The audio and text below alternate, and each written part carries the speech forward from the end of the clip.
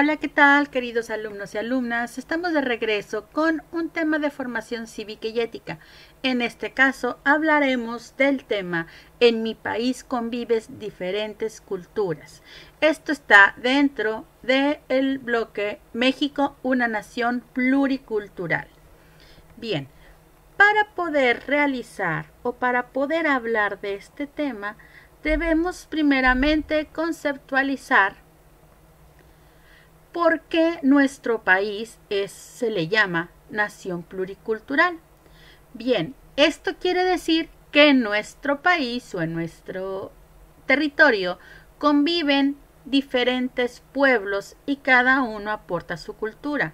¿Cómo es esto que diferentes pueblos? Recuerden que en la clase de español del bloque pasado hablamos acerca de los pueblos originarios, que son todos esos pueblos que existieron o que existen desde antes de la llegada de los españoles, que son los que empezaron a habitar el territorio de Mesoamérica hace mucho tiempo.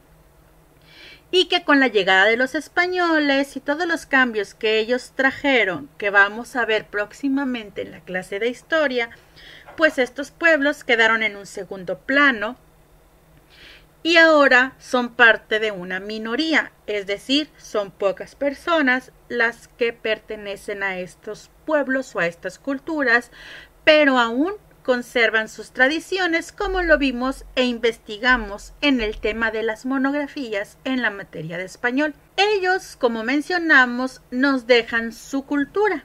La cultura es un conjunto de conocimientos, ideas, tradiciones, costumbres y valores que tiene un pueblo. Cada uno de estos pueblos originarios o indígenas, como comúnmente se les llama, tienen sus propias costumbres, sus propias tradiciones, alimentos que ellos preparan, formas de vida, formas de construir sus casas, formas de vestirse. Todo esto ellos lo muestran o lo dejan ver en cada uno de sus actos, de los productos que elaboran, etc. Y de esta manera enriquecen nuestro país, se convierten no solamente en la cultura maya o la cultura purépecha o la cultura tarahumara, sino que al reunirlas todas y ser parte de nuestro país, convierten todo eso en parte de la cultura mexicana.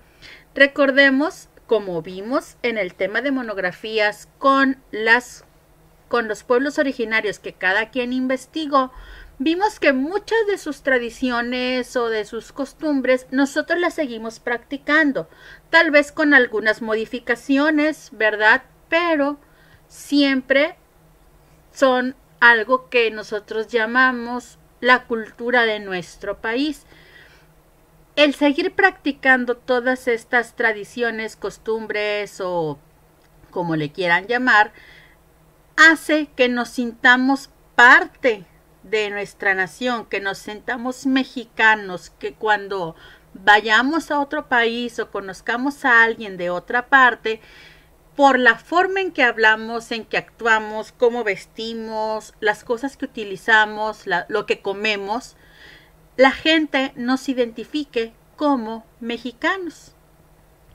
Y aquí, bueno, les presento algunos ejemplos de vestimentas que utilizan muchos de los pueblos originarios o pueblos indígenas que actualmente habitan nuestro país. Tenemos el vestuario de los mazahuas, de los chontales, los nahuas y los totonacas. Fíjense bien en este último grupo si han escuchado un espectáculo llamado Los Voladores de Papantla.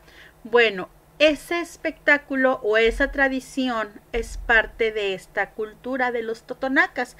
Sin embargo, muchos tal vez no lo sepan porque pues no lo consideramos parte de la cultura mexicana. Gente de otro país dice o piensa, los voladores de Papantla son de México. No dicen específicamente en qué estado o en qué ciudad.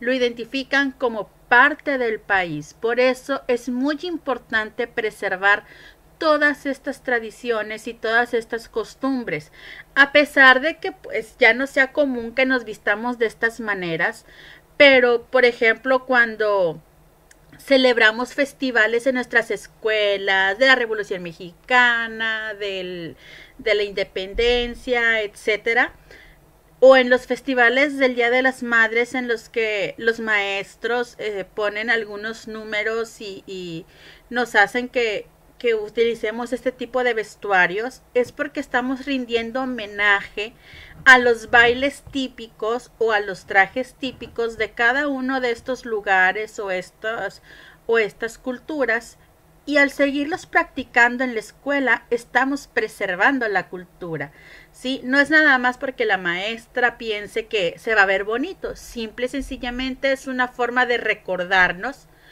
toda la historia que hay detrás de la vida que llevamos actualmente, y es una manera de rendir un homenaje a todos estos pueblos que han sido parte de nuestro pasado. También hay algo llamado herbolaria, que es el uso de plantas para atender algunos males o dolencias de las personas, ¿sí? Es el uso de plantas medicinales. Aquí les presento algunas que tal vez sus mamás, sus abuelitas o incluso ustedes tal vez hayan escuchado ya, o ya les hayan dado un tecito de esto, un tecito del otro, una infusión, etcétera, ¿verdad?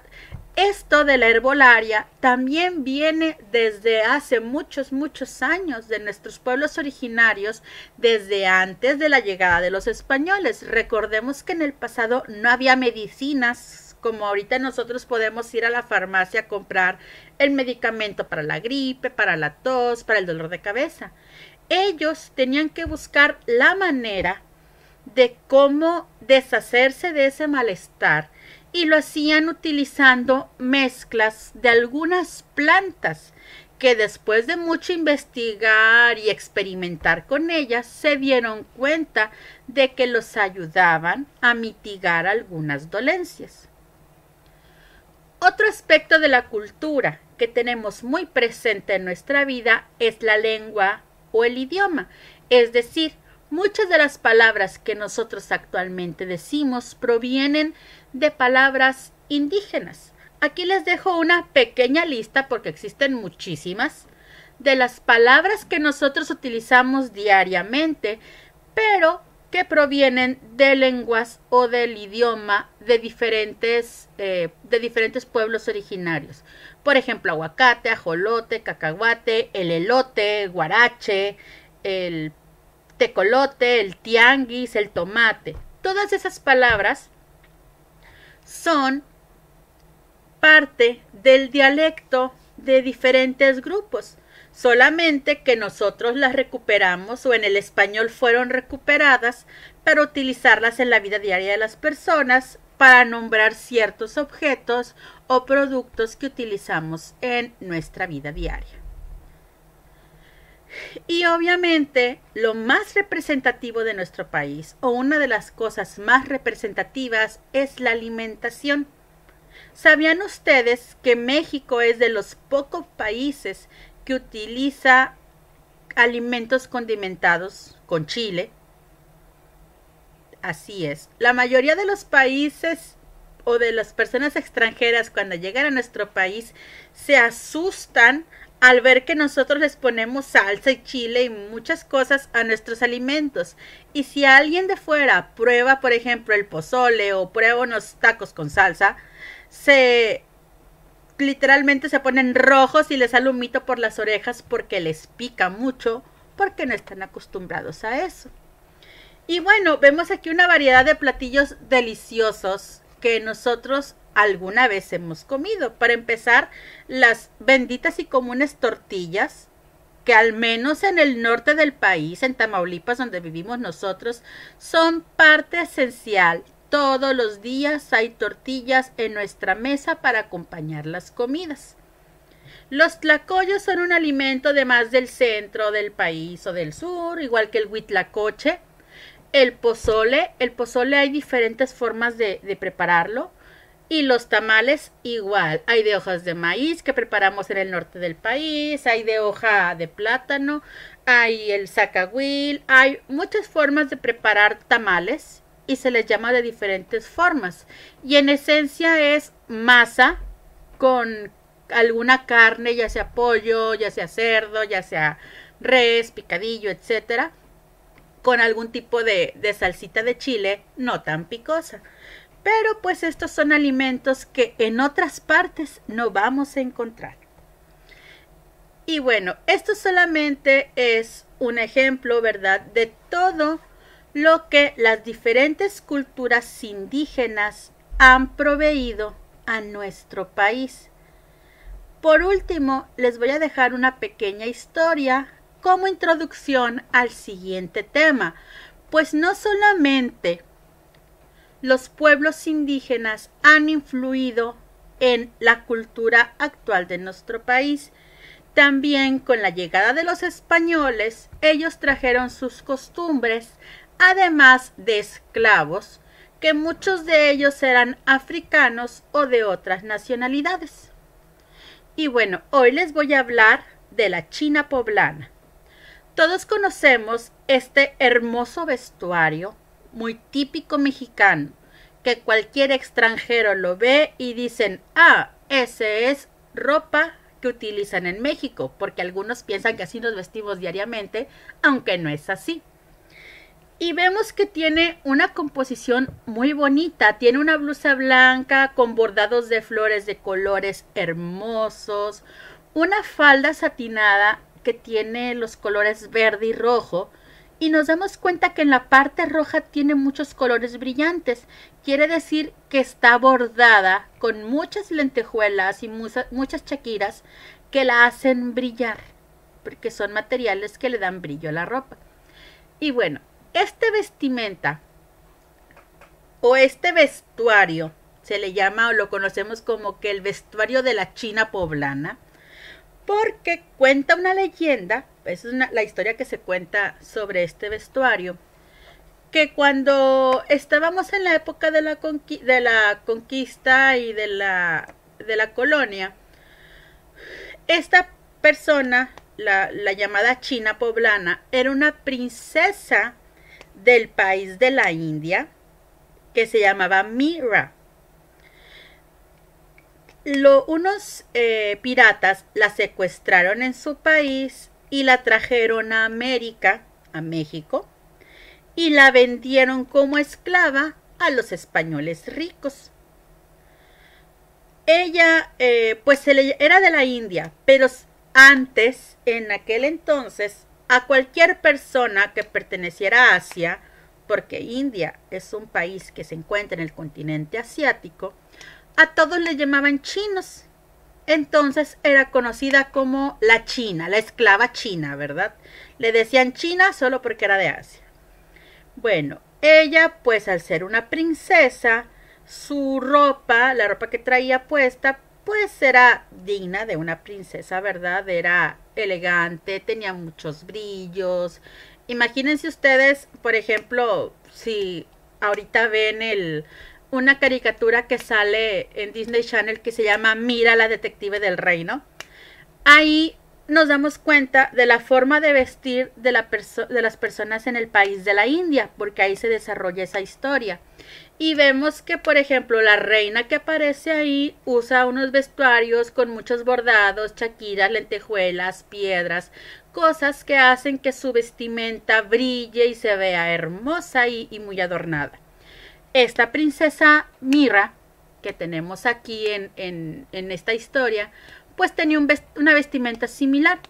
Entonces, pues ella empezó a combinar la ropa que ella ya tenía de su país con prendas indígenas mexicanas o prendas de las que usualmente se utilizaban en esa época. A ella pues la trajeron como esclava y después se convirtió en monja y le pusieron por nombre Catarina San Juan, un nombre mexicano o español, ¿verdad? Y pues ella murió siendo una monja, pero la peculiaridad de esta mujer era esta, que hacía combinaciones de sus faldas muy elegantes con muchos brillos y muchos bordados con blusas como las que utilizaban las mujeres de aquí, que son como la que aparece en la imagen, una blusa sencilla solamente bordada. En esa época pues muchos empezaron a imitar ese tipo de vestimenta, y como esta mujer vivió la mayor parte de su vida en México, en el estado de Puebla, pues la historia la conoce como la China poblana. Y su traje típico era tan admirado que mucha gente lo empezó a utilizar aún después de su muerte y se convirtió en un ícono de nuestro país. Y bueno, con esta pequeña historia damos por concluido el tema de hoy. Espero te haya gustado este tema y te voy a pedir que dejes en los comentarios cuáles son las tradiciones que provienen de pueblos indígenas que aún practican en tu familia o en tu comunidad y cuál es la que más te gusta. Nos vemos en el próximo video.